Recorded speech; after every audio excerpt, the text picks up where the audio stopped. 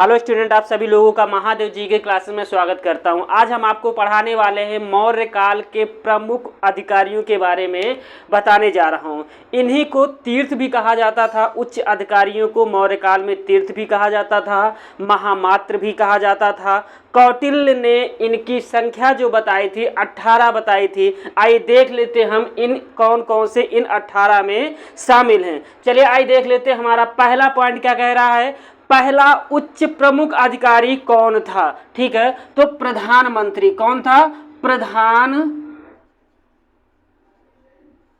प्रधानमंत्री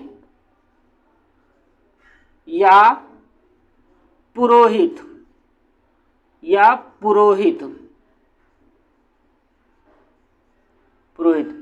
इनका कार्य क्या होता था? ठीक, जो प्रधानमंत्री होता था इसका कार्य होता था राजा को समय समय पर सही और गलत के फैसले पर सलाह देना। प्रधानमंत्री या पुरोहित का कार्य होता था। आइए देख लेते हैं हमारा दूसरा पॉइंट क्या कह रहा है। उच्च अधिकारियों में दूसरे नंबर पे कौन सा अधिकारी आता था? उसका नाम था युवराज। क्या नाम था? युवराज।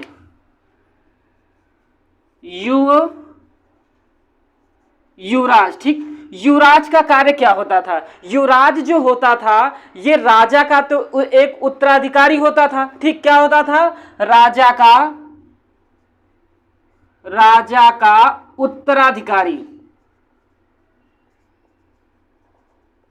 उत्तराधिकारी होता था। और ये एक समय समय पर राजा के प्रशासनिक कार्यों में मदद करता था। क्या करता था? प्रशासनिक कार्यों में मदद करता था। प्रशासनिक कार्यों में मदद करता था। ठीक है, आइए देख लेते हैं हमारे तीसरे नंबर पे कौन से उच्च अधिकारी का नाम आता है। इनका नाम आता है सेनापति। क्या होता था? सेनापति। क्या नाम आता है? सेनापति।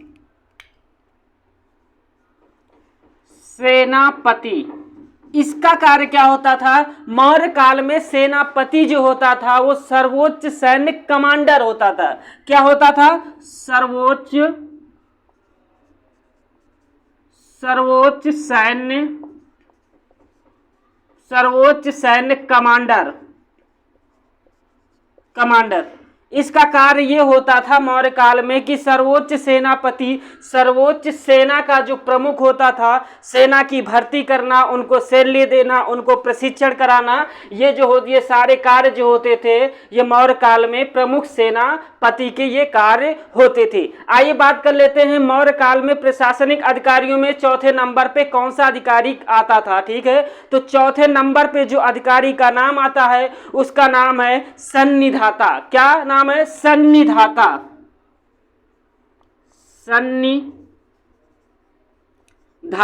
सन्निधाता जो नामक जो अधिकारी होता था ये कोषाध्यक्ष होता था। क्या होता था? कोषाध्यक्ष।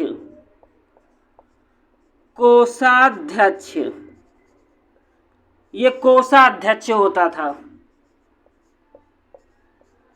ठीक है, ये कौन होता था? कोषाध्यक्ष होता था। अब हम बात कर लेते हैं हमारा अगला अधिकारी कौन आता था। ठीक, मौर्य काल में प्रशासनिक सर्वोच्च अधिकारी 5वें नंबर पर आने वाला जिसका नाम है समाहर्ता। क्या नाम था? समाहर्ता। क्या नाम था? समाहर्ता। ठीक, इसका कार्य क्या होता था? ये कौन सा अधिकारी होता था? देखो, जो समाहर्ता अधिकारी होता था ये राजस्व विभाग में जो कर का निर्धारण करता था। मतलब कहां पे कहां से कितना कर और कितना कर लगाना है, जो इसका कार्य होता था ये समाहर्ता नामक सर्वोच्च अधिकारी का कार्य होता था। राजस्व विभाग एवं कर निर्धारण अधिकारी। राजस्व विभाग एवं कर निर्धारण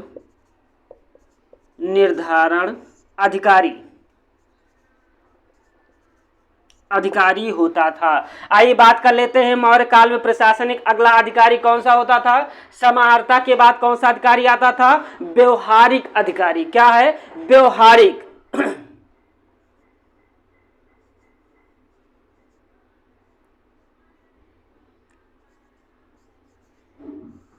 ठीक। व्यवहारिक अधिकारी, व्यवहारिक अधिकारी का कार्य क्या होता था? ये दीवानी कोर्ट का प्रमुख होता था। किसका होता था? दीवानी कोर्ट का प्रमुख होता था। ये दीवानी कोर्ट का प्रमुख, दीवानी कोर्ट का, ये दीवानी कोर्ट का प्रमुख। ठीक। ये दीवानी कोर्ट का प्रमुख का मतलब ये होता है कि जो फौजदारी मामले को छोड़ करके जितने भी न्यायालय में मामले होते थे उसका व्यवहारिक जो होता था प्रमुख अधिकारी, जिसको हम कहते जज होता था। ठीक। आइए बात कर लेते हैं, हमारा अगला पॉइंट क्या कह रहा है कि मौर्य काल में हमारा अगला अधिकारी कौन आता था? ठीक, उसका नाम था प्रदेष्टा। क्या नाम था? प्रदेष्टा। उसका नाम था प्रदेष्टा।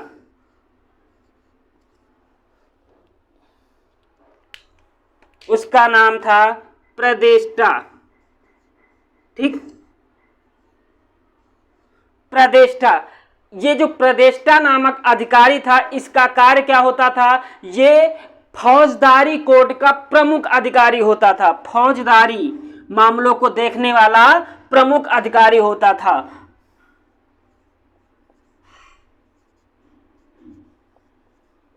फौजदारी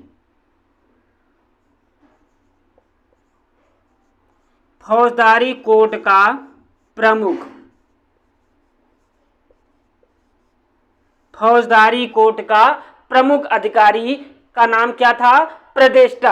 आइए बात कर लेते हैं, हमारा अगला पॉइंट क्या कह रहा है कि मौर्य काल में प्रमुख प्रशासनिक अगला अधिकारी का नाम क्या है? तो उस अधिकारी का नाम है मंत्री परिषद अध्यक्ष। इसका मतलब ये होता है कि जो केंद्र में जो जितने भी मंत्री थे सबका अध्यक्ष कौन होता था? मंत्री परिषद अध्यक्ष। ठीक, मंत्री परिषद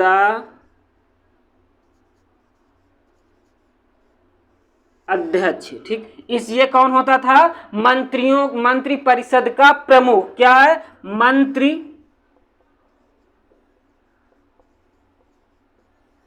मंत्री परिषद का प्रमुख। ठीक है। आइए अगला पॉइंट के देखते हैं क्या है। मौर्य काल में अगला प्रशासनिक प्रमुख अधिकारी का नाम क्या आता था? दंडपाल। क्या नाम था? दंडपाल। दंडपाल का कार्य क्या होता था? ये सैन्य सामग्रियों को जुटाने वाला अधिकारी था। आइए बात कर लेते हैं, क्या नाम था इसका? दंडपाल।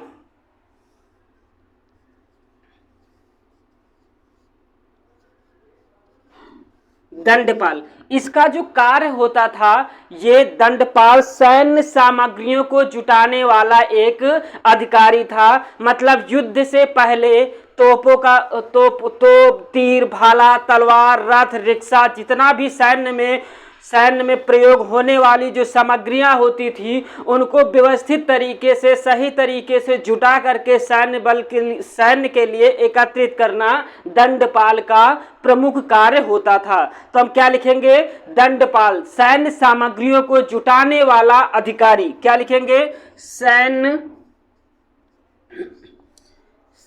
सामग्रियों को जुटाने वाला अधिकारी। ठीक, आइए बात कर लेते हैं, हमारा अगला पॉइंट क्या कह रहा है कि मौर्य काल में अगला प्रमुख प्रशासनिक अधिकारी कौन था? जिसका नाम था दुर्गपाल। क्या नाम था? दुर्गपाल। दुर्गपाल। बात कर लेते हैं दुर्गपाल नामक अधिकारी का जो कार्य होता था वो कौन सा कार्य होता था? दुर्गपाल जो अधिकारी था इसका जो कार्य था, ये साम्राज्य के अंदर जो किले होते थे या दुर्ग होते थे उनका प्रबंधक होता था। किले के अंदर कौन सी सामग्री है, कितना सामग्री है, ठीक है, इन सब का देख रेख करना, इन सब की प्रबंध करना, कम ज्यादा का सारे कार्य किसका होता था? दुर्गपाल का। तो हम क्या लिखेंगे? साम्राज्य के अंदर के दुर्गों का प्रबंधक। साम्राज्य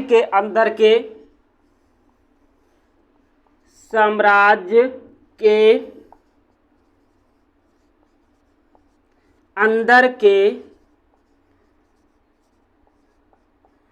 दुर्गों का प्रबंध करने वाला अधिकारी।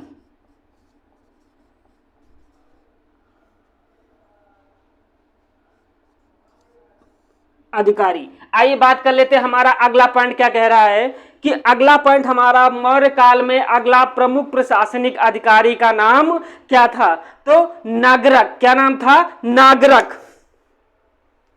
क्या नाम था? नागरक। नागरक इस अधिकारी का प्रमुख कार्य क्या था? नगरों का प्रमुख अधिकारी था। नगर में कौन कौन से चीजें उपलब्ध कराना, ठीक, नगर की जिम्मेदारी, प्रशासनिक, ठीक तरीके से नगर को सही तरीके से सुचारू रूप से चलाने वाला जो नगर का अधिकारी होता था उसका नाम क्या था? नागरक। तो हम क्या लिखेंगे? नगर का प्रमुख अधिकारी। नगर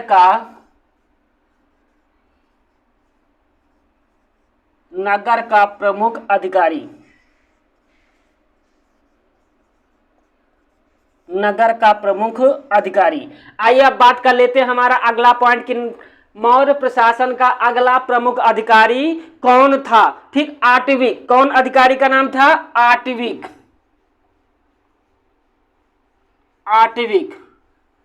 ठीक, क्या नाम था उसका? आटविक। ठीक, इस अधिकारी के प्रमुख कार्य कौन से थे? आटविक नामक अधिकारी का जो प्रमुख कार्य था वन विभाग का अध्यक्ष। कहां पे मतलब वन विभाग की जिम्मेदारी जो होती थी किस अधिकारी को सौंपी गई थी? आटविक नामक अधिकारी को सौंपी गई थी। क्या लिखेंगे? वन विभाग का प्रमुख। क्या लिखेंगे?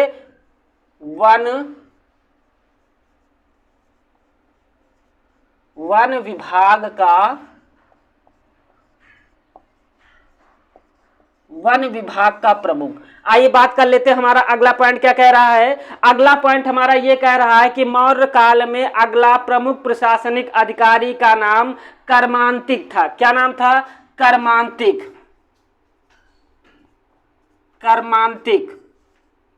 ठीक, इसका प्रमुख कार्य क्या था? इसका जो प्रमुख कार्य था मौर्य साम्राज्य के अंदर कारखानों को उपलब्ध कराना या कारखानों की जिम्मेदारियों का जो कार्य था वो कर्मांतिक नामक प्रमुख प्रशासनिक अधिकारी के अंतर्गत आता था। हम क्या लिखेंगे? कारखानों का प्रमुख अधिकारी। क्या लिखेंगे? कारखानों का प्रमुख अधिकारी। कारखानों का प्रमुख अधिकारी कौन था? जिसका नाम था कर्मांतिक। ठीक, हम देखते हैं मौर्य काल में अगला प्रमुख प्रशासनिक अधिकारी का नाम क्या था? नायक। क्या नाम था? नायक। ठीक, अब देखते हैं कि जो नायक था मौर्य काल में ये भी एक प्रमुख प्रशासनिक अधिकारी था। तो इसका कार्य क्या था? इसका कार्य ये था कि युद्ध के समय सेना का संचालन करना नायक का प्रमुख कार्य होता था। क्या लिखेंगे? सेना का संचालक। क्या लिखेंगे? सेना का संचालक। सेना का संचालक नायक नामक अधिकारी का कार्य था। आइए बात कर लेते हैं कि अगला जो मौर्य काल में प्रमुख प्रशासनिक अधिकारी था उसका क्या नाम था? उसका नाम था द्वैवारिक। क्या नाम था? द्वैवारिक।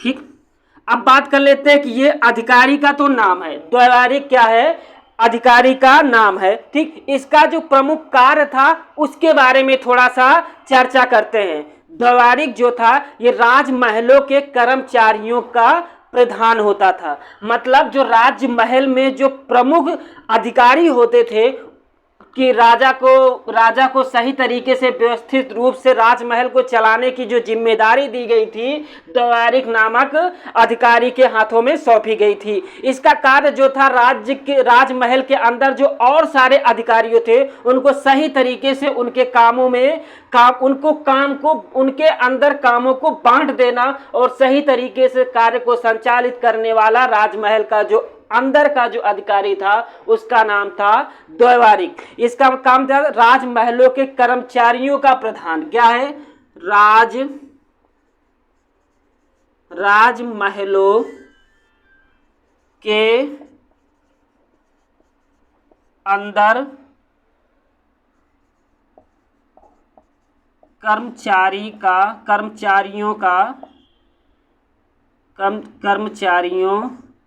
का प्रधान। ठीक, आइए बात कर लेते हैं मौर्य काल में अगला प्रमुख प्रशासनिक अधिकारी का नाम क्या था? अंतर्विषिक। क्या नाम था? अंतर्विषिक। क्या नाम था? अंतर्विषिक।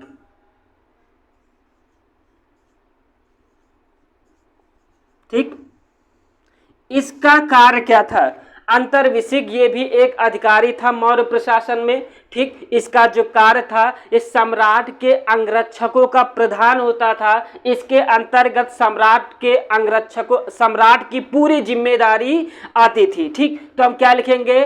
अंगरक्षकों का प्रधान। ठीक, सम्राट के अंगरक्षकों का प्रधान। सम्राट के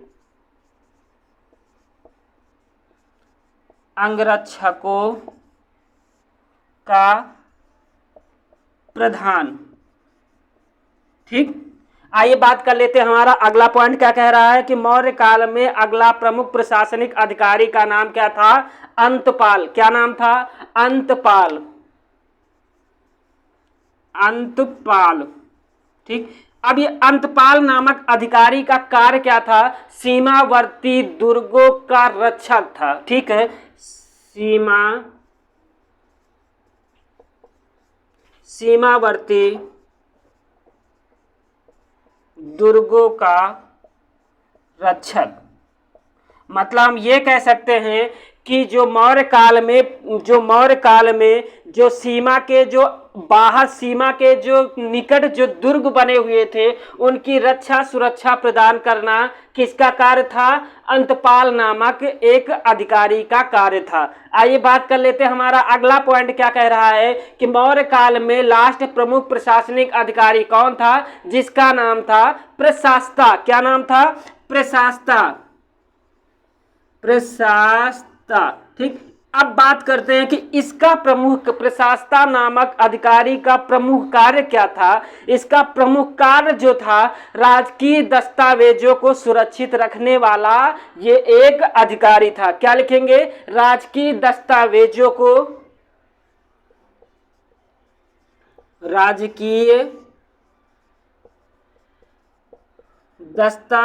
को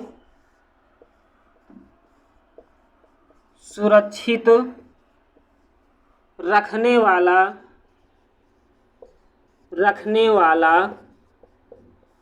प्रमुख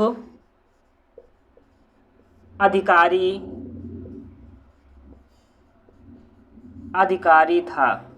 ठीक है, आइए फटाफट एक बार रिवाइज कर लेते हैं। ठीक, मौर्य काल में प्रमुख प्रशासनिक अधिकारी का नाम प्रधानमंत्री या पुरोहित था। अगला युवराज का कार्य क्या होता था? ये राजा का उत्तराधिकारी होता था और प्रशासनिक कार्यों में राजा की ये मदद करता था। सेनापति का कार्य क्या होता था? ये सर्वोच्च कमांडर होता था। संनिधाता कोषाध्यक्ष होता था। समाहर्ता राजस्व विभाग कर निर्धारण का एक प्रमुख अधिकारी होता था। व्यवहारिक दीवानी मामले में कोर्ट का प्रमुख होता था। प्रदेष्टा फौजदारी मामले में फौजदारी कोर्ट का प्रमुख होता था। मंत्रिपरिषद अध्यक्ष मंत्रियों का प्रमुख होता था। दंडपाल सैन्य सामग्रियों को जुटाने वाला अधिकारी का नाम था। दुर्गपाल साम्राज्य के अंदर के दुर्गों का प्रबंध करने वाला एक प्रमुख अधिकारी का नाम था। नागरक नगर की जो जिम्मेदारियों भरा कार्य होता था वो नागरक नामक अधिकारी संचालित करता था। आटविक ये वन विभाग का प्रमुख होता था। कर्मांतिक जो मौर्य साम्राज्य में जो कारखाने जो लगाए गए थे उनका जो प्रमुख अधिकारी होता था उसका नाम था कर्मांतिक। नायक, नायक जो होता था सेना का संचालन करने वाला एक प्रमुख अधिकारी होता था। द्वारिक राजमहलों के अंदर कर्मचारियों का प्रमुख होता था। अंतर्विशिक सम्राट के अंगरक्षकों का जो प्रधान होता था। अंतपाल सीमावर्ती दुर्गों का रक्षक होता था। और प्रशासता राजकीय दस्तावेजों को सुरक्षित रखने वाला एक प्रमुख अधिकारी होता था। ये मौर्य काल के प्रमुख प्रशासनिक अधिकारी, उच्च प्रशासनिक अधिकारियों के नाम है जिनकी कौटिल्य ने इनकी संख्या 18 बताई है। इन्हें तीर्थ और महामात्र भी कहा जाता है। थैंक यू दोस्तों, अच्छा लगे तो लाइक करिएगा, शेयर करिएगा, सब्सक्राइब करिएगा और कमेंट करना मत भूलिएगा, क्योंकि एक दो क्वेश्चन अगर हिस्ट्री से आता है तो एक क्वेश्चन प्रशासनिक अधिकारियों के बारे में आपको जरूर मिल जाएगा। थैंक यू दोस्तों।